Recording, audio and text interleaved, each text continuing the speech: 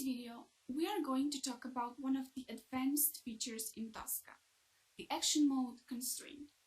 Once you complete this lesson, you will be able to use this action mode and also identify possible scenarios where you can use it.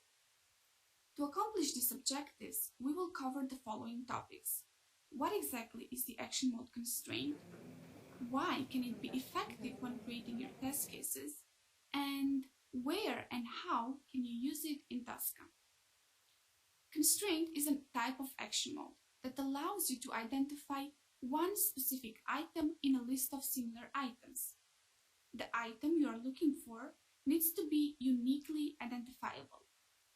Having this in mind, imagine that you want to perform an action on an object or value in a table, but you need to limit the search for the object by using more than one identifier.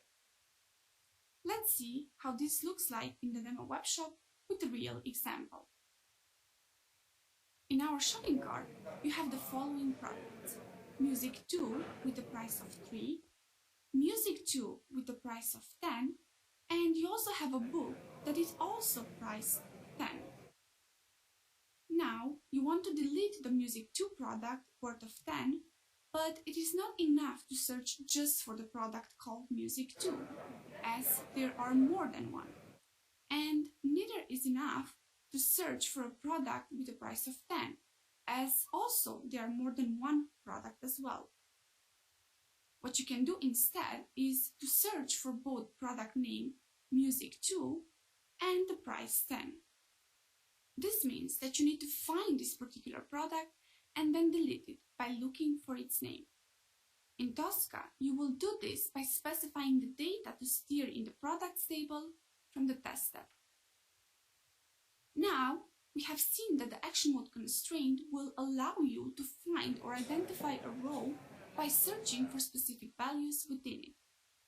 Let's also see how to use it in Tosca. First, you need to create a test step using the shopping cart module to be able to steer the products table. The next step is to search for the product Music 2 and the price 10 in the product column of the product table.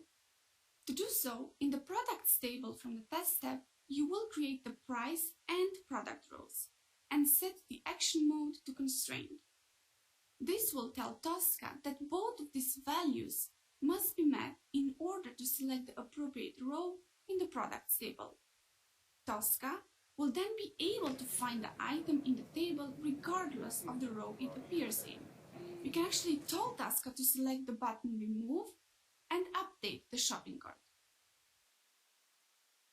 Remember that you can use the action mode constraint wherever you have a hierarchy within your modules, not only for tables, but the most common use in HTML is in tables.